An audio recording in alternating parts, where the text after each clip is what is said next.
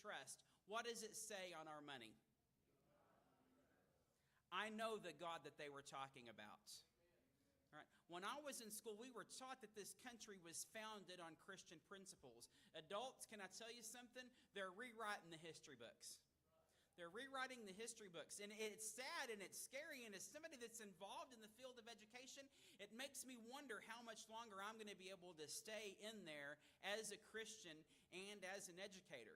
Because I know the right place and I know the right time and I know where I'm supposed to preach and where I'm not supposed to preach. But it's becoming increasingly hard for me to separate that fact because I can't turn off the fact that I'm a Christian whenever I walk into that school. I can't. And you shouldn't be able to turn off that you're a Christian whenever you go places, and that's another sermon for another day. But they're changing things, and what I'm hearing now, and I've got close friends that are teaching these things, and they truly believe it, that this nation was not founded on Christian principles. In fact, they say, we fled England because we were sick of religion, and that's not it at all. We actually left because we didn't want to be told who we had to worship. This nation was founded on Christian principles. The men that wrote our founding documents, the Constitution, the Declaration of Independence, were active members of their church. Some of their only books that they read were the Bible. And you look at the foundation of this country, and y'all, we have gone down a road, and we've gone far down a road, and we have got to turn around. You know, I said earlier that it doesn't say in deity we trust. It says in God we trust. Y'all, I'll take all the help I can get up here this morning, y'all. I will take all the help I can get. I heard another story one time that says that as an educator or as a parent, and I've never been a parent, you should never ask a question unless you know the answer. Because if you ask a question and don't know the answer, you might find out more than you intended. I've done that with kids at school before. I try to ask them a question to get something out of them and end up finding out a lot more than I ever really wanted. And I'm like, oh, okay, we can talk about that later. Let's just talk about this one thing here that I didn't know about all that other stuff that you did. I was just talking about that one particular incident. But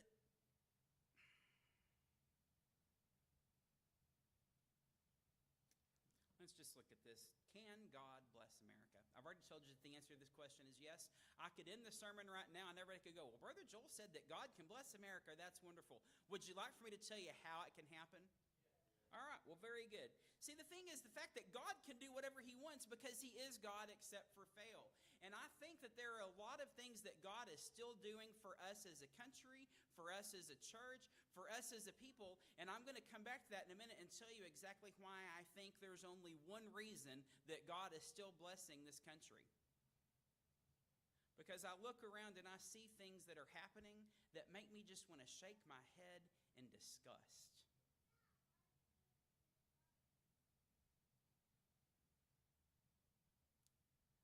I see things that the Bible clearly says are wrong, that are being championed. You know, our veterans get a day in November. We get a day of remembrance in May for Memorial Day. There's Armed Forces Day, and I know the difference between all of those. On Memorial Day, we celebrate those who have lost their lives. On Veterans Day, we celebrate those who have served. Couple of people get a week, all right? Principals, y'all, there's all sorts of days to celebrate stuff, and principals get a day, and then there's bosses day, and then there's another one. Now, school counselors, we get an entire week. Santa Ana, isn't that great? We get a whole entire week. Yeah, and that comes down from the White House and the government and everything. We get a whole week to celebrate us. But there's a group of people that's went and got greedy. They want an entire month. I'm about sick and tired of seeing my Facebook feed with Channel 4029 and Channel 5 talking about everything that went on in Fayetteville over the weekend.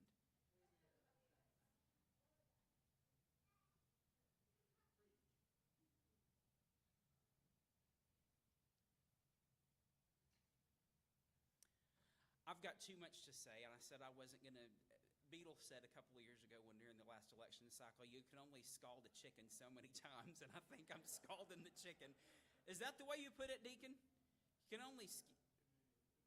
Yeah, but anyway, y'all, I promise I'm not angry at y'all. I saw something on Facebook a while back that said, just because the preacher looks like he's angry doesn't mean that he's preaching. Well, I'm not exactly angry this morning. I'm frustrated. I'm sad. But I'm not necessarily going to say it's all our fault, although I think we've played a part, all right? But I look around and I see things that are being championed and things that are being bragged about that used to be something that wasn't talked about, used to be something that was kind of swept under the rug. Now, I don't know if we need to go back to that, but I sure know we don't need to be bragging about it and celebrating it, my friends. God's in control. Now, I get asked this question all the time working in the public school system and in my role as a counselor. I get asked the question all the time, how can a good God let bad things happen to good people? Y'all ever heard somebody say something like that? You know, when I was a kid, I was scared of storms. Don't know why. I think Glenda Allison played a big part in that, Dad. But anyway, I was scared of a tornado. Dude, I was scared. Anytime it would lightning thunder. I was so scared of storms that whenever 4029 came on, they called it the News Center Night Beat way back in the day when I was a kid. Now, I was in bed by 8:30 and supposed to be asleep by 9 o'clock. But if I was still awake at 10 and heard the weather theme, I would lay awake that whole night thinking a tornado was going to come and knock the house down. I don't know why. I was scared to death of them. But now it's grown into this healthy fascination of storms. But I look around and I see, well, if God is so good, how could a tornado come through Rogers and do so much devastation and destruction?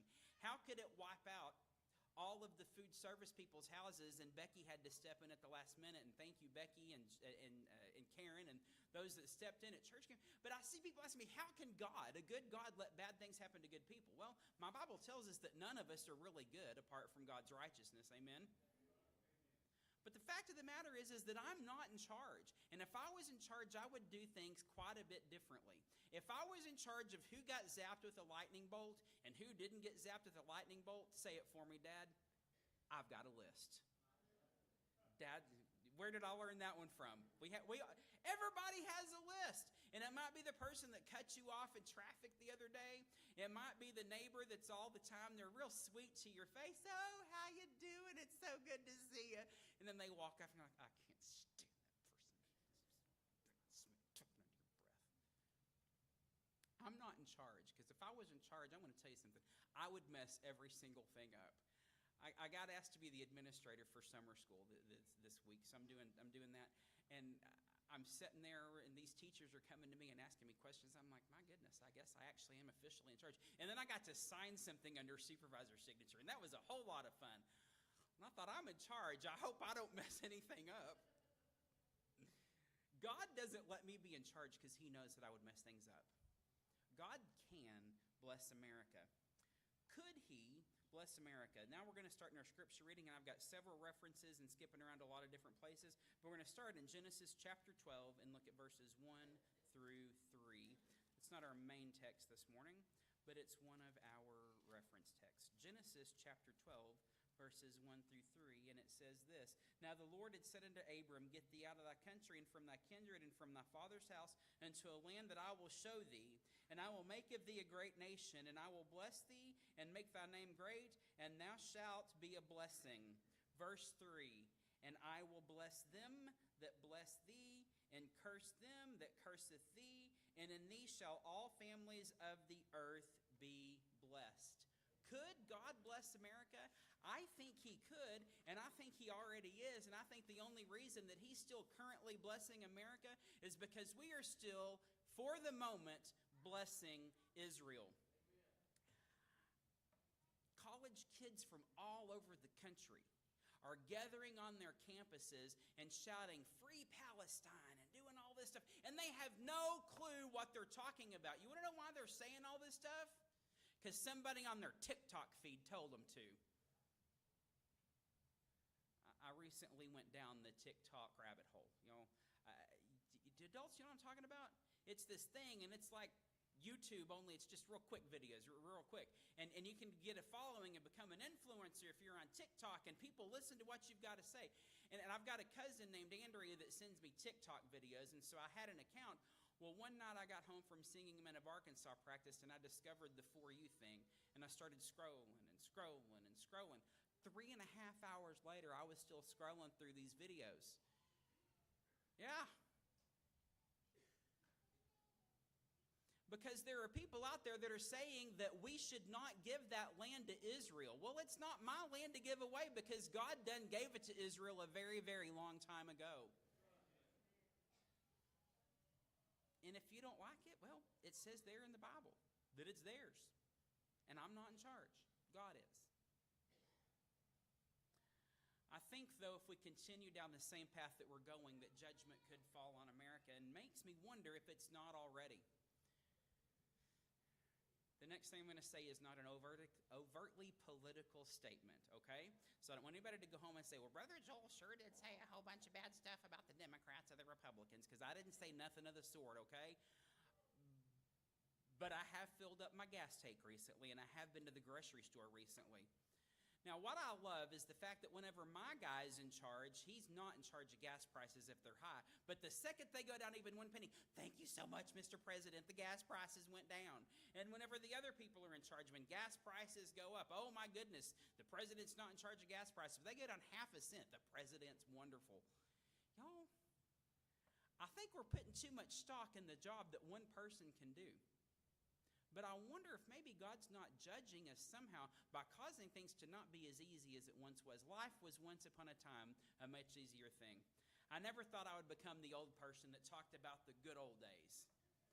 In fact, when I was living in the good old days, I didn't much care for the good old days. I recall saying, if I ever get out of this little bitty hick town, I'll never come back. And boy, did I get out of this little hick town. Y'all, me walking around Las Vegas, let me tell you, it should have been a reality show like that Rumspringa stuff with that breaking Amish following me walking around town going, what's that? I don't get that. Then I got a phone call, would you be willing to move back to Arkansas and be our youth pastor? And God told me I should do that. And I'm glad that the deacons saw some potential in me coming and working with our youth program. But as I see things that are continuing to happen, I said if I ever got out of this hick town, I'd never come back. Well, I came running back. And in a lot of ways, I kind of wish things would go back to the way they were back in the 90s, the good old days. But you know what? My parents want to go back to the way things were in the 60s and 70s. And guess what? Their parents wanted things to go back to the way they were in the 30s and the 40s or whenever it was. And part of our problem is that I think we're sitting around living too much in the past that we don't focus on what's going on right now. I said it a moment ago that Democrats aren't the answer and nor are the Republicans, and I think we're putting way too much faith in a political party.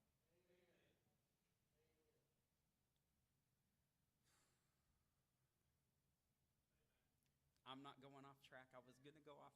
All right. How many of y'all saw my Facebook post the other night? 35% of my feed says the blue side one, and 35% said the red side one. And there's about 10% of people scratching their heads going, seriously? Of all the people in this country, these two are the best we've got to put up to run for president of the United States of America? I'm going to ask it. How many of you pray before you go to the polls? How many of you pray after you go to the polls? There we go. It's part of the problem. Notice I didn't raise my hand very much either.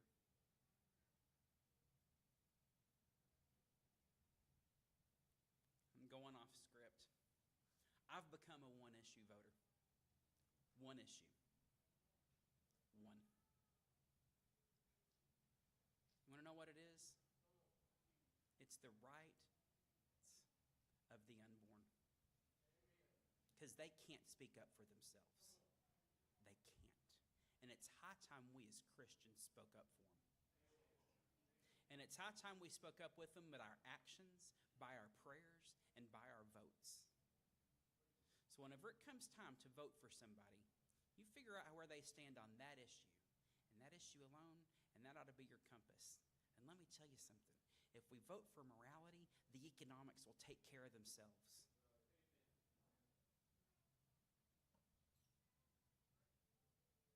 Will God bless America?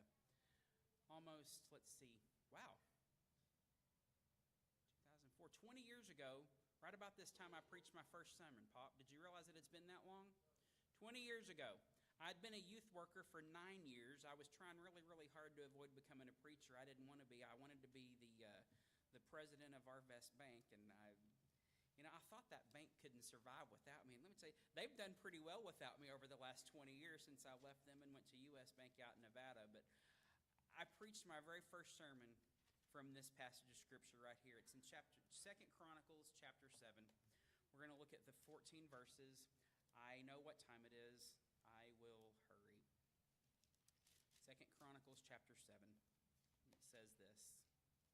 Now when Solomon had made an end of praying, the fire came down from heaven and consumed the burnt offering and the sacrifices, and the glory of the Lord filled the house. And the priests could not enter into the house of the Lord because the glory of the Lord had filled the Lord's house. And when all the children of Israel saw how the fire came down and the glory of the Lord upon the house, they bowed themselves with their faces to the ground upon the pavement and worshipped and praised the Lord, saying, For he is good, for his mercy endureth